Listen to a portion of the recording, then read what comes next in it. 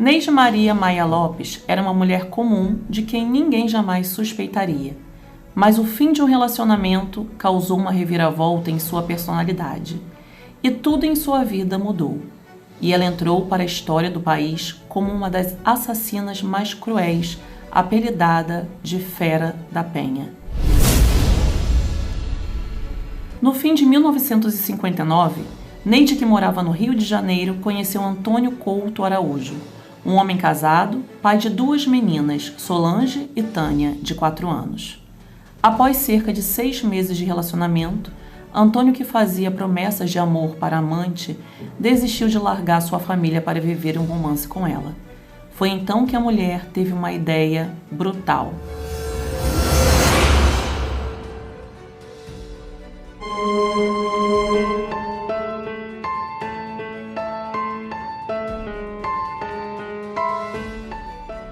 Sejam bem-vindos novamente ao nosso canal Serial Crimes e hoje estou muito feliz, pois além de estarmos completando 3 meses de canal, nós conseguimos passar da faixa dos 1000 inscritos. Lembrando que esse vídeo foi gravado 2 semanas atrás, pessoal, eu só liberei hoje, por isso a comemoração atrasada. Mas o que importa é que estamos crescendo graças a vocês. Por isso quero agradecer a cada um que vem acompanhando, ajudando no crescimento do canal. Saibam que cada vídeo que faço é com maior cuidado e dedicação para vocês. E esse esforço tem valido a pena. E hoje eu trouxe para vocês um famoso caso brasileiro intitulado como A Fera da Penha, que ocorreu aqui no Rio de Janeiro e foi noticiado como o caso mais cruel da época, envolvendo traição e vingança. Já vai deixando aqui seu like para continuarmos nesse ritmo de crescimento. E vamos ao caso. O ano era 1960, no Rio de Janeiro. Neide Maia Lopes era filha de Benjamin Lopes e Cândida Júlia Maia Lopes. Na infância, sofreu com a superproteção dos pais, que não a deixavam brincar com outras crianças. No início de sua adolescência, sofria com comentários sobre sua aparência, especialmente sua face. Durante sua adolescência, começou a ler contos e romances policiais, o que chegava a assustar a seus pais e sua irmã Marilda. Tendo o rosto coberto pela acne, insatisfeita com a sua aparência, sua autoestima era baixa. Por sua vez, o casal Antônio Couto Araújo e Nilza Coelho morava com 2 filhas pequenas no bairro Piedade, do subúrbio do Rio de Janeiro. Neide trabalhava na empresa Ducal, no centro da cidade do Rio de Janeiro, e Antônio na casa do senhor Renato Mascarenhas Branco, funcionário da empresa Vale do São Francisco, no bairro de Fátima. Sua esposa, Nilza, cuidava da casa e das crianças, e aos olhos das pessoas próximas, a família levava uma vida ótima. Entretanto, Antônio escondia um segredo. Estava se relacionando com outra mulher. Antônio conheceu Neide em um trem enquanto ia cumprir suas obrigações diárias. Neide tinha 22 anos na época e era fã do escritor Nelson Rodrigues e de livros de mistério. O que era para ser uma aventura rápida foi virando parte da rotina de Antônio. Durante 3 meses, eles tiveram encontros constantes e intensos, se encontrando em diversos locais da cidade do Rio de Janeiro. Neide estava cada vez mais apaixonada e obcecada por Antônio, e sabia que algo estava errado com seu novo namorado, mas não tinha coragem de perguntar e encerrar o romance. Até que um dia, um amigo próximo de Antônio e que sabia da situação, talvez por peso na consciência, talvez por interesse próprio, revelou a Neide o segredo do seu grande amor. Ele era casado e vivia em uma casa com a esposa e 2 filhos.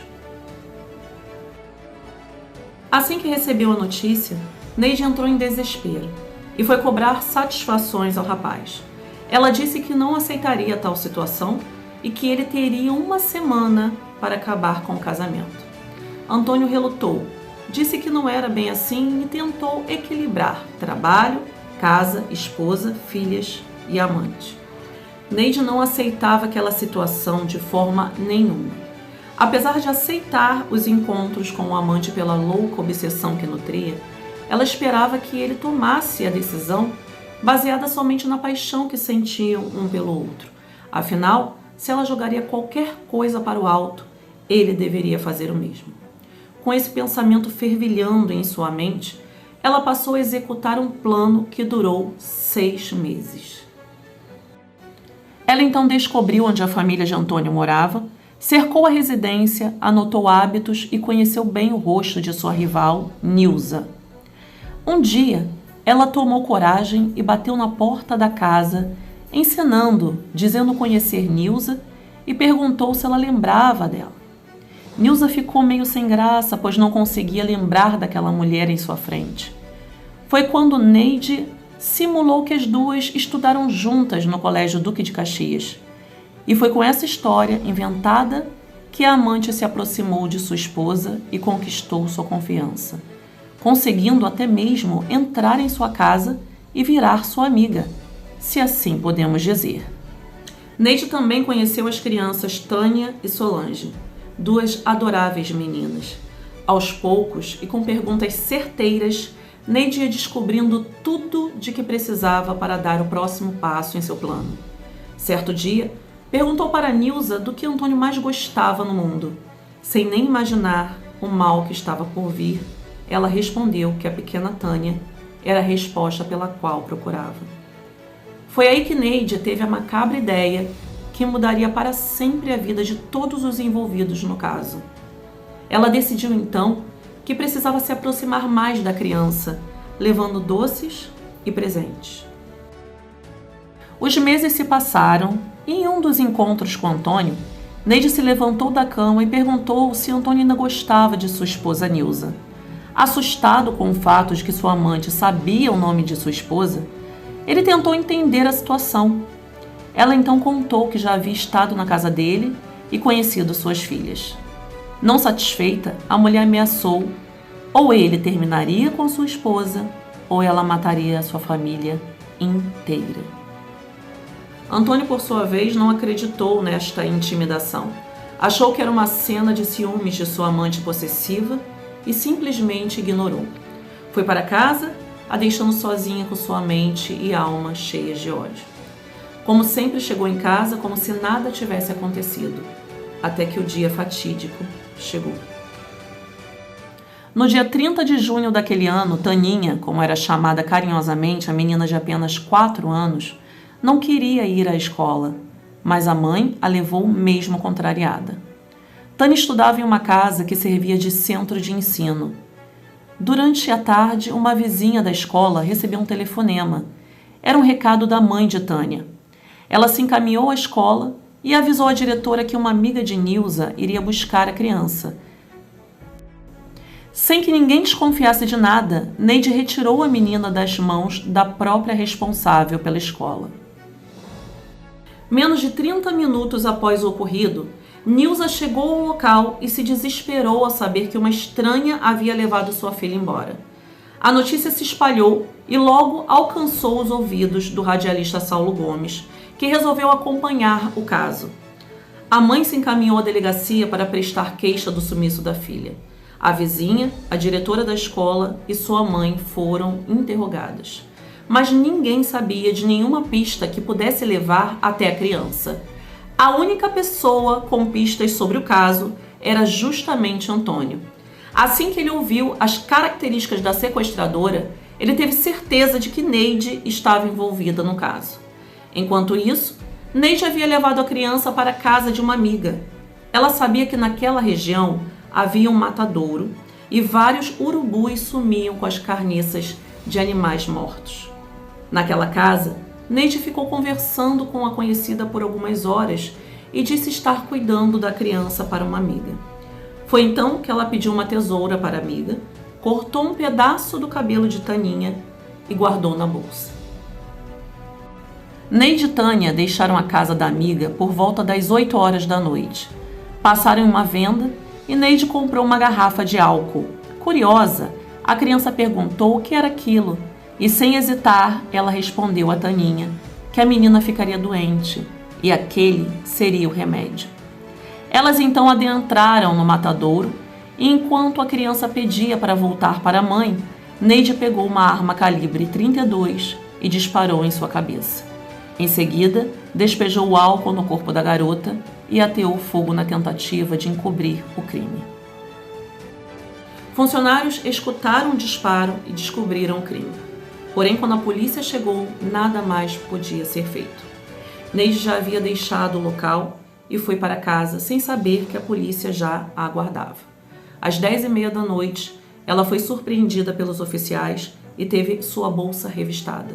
E a arma do crime ainda estava lá. Levada à delegacia, ela permaneceu fria e negou qualquer participação no desaparecimento e na morte da criança. No local do crime, ela se recusou a olhar o cadáver e disse que contaria tudo quando voltassem. Mas mesmo depois de 12 horas de interrogatório, ela continuou sem se entregar. Nesse momento entrou em cena o radialista Saulo, com autorização para fazer uma entrevista com a jovem. Ele perguntou o motivo pelo qual ela havia cometido aquele crime. E para surpresa de todos, ela respondeu: "Por que você está me perguntando isso? Quer saber? Eu só não matei a família toda porque não tive tempo." Depois de horas em silêncio, ela usou a oportunidade para contar detalhes sobre o acontecido desde o seu primeiro encontro com Antônio. Neide foi condenada a 33 anos de prisão, mas só cumpriu 15. Nesse tempo, permaneceu na cadeia acompanhada de uma pequena boneca, onde ela tratava como filha. Ao sair da prisão, ela vivia sozinha na zona norte do Rio de Janeiro. Os vizinhos diziam que ela era uma mulher solitária, que quase não saía de casa. E a menos de 2 quilômetros de distância dela viviam Antônio e Nilza, que continuam casados e tiveram outros 3 filhos. A família cresceu ainda mais, com 6 netos e 2 bisnetos. Neide faleceu no dia 2 de maio deste ano de 2023. O matadouro virou praça e ganhou uma placa que lembra a tragédia. Até hoje, o túmulo de Tânia, no cemitério de Inhaúma, recebe muitos presentes e homenagens de pessoas que acreditam que a menina virou santa. E esse foi o nosso caso de hoje do canal Serial Crimes, onde uma jovem vida foi destruída e a responsável por esse crime horrendo cumpriu apenas 15 anos de prisão. E você, acha realmente que 15 anos são suficientes para pagar por um crime como este? Isso é o que podemos chamar de justiça? Comente aqui o que você pensa sobre isso. Bem, já vou deixando aqui meu agradecimento a todos que assistiram até o final e, como sempre, convidando a todos a assistir nosso próximo vídeo. Continuem divulgando, comentando e deixando os likes. Vamos rumo aos 2.000 inscritos. Uma ótima semana a todos.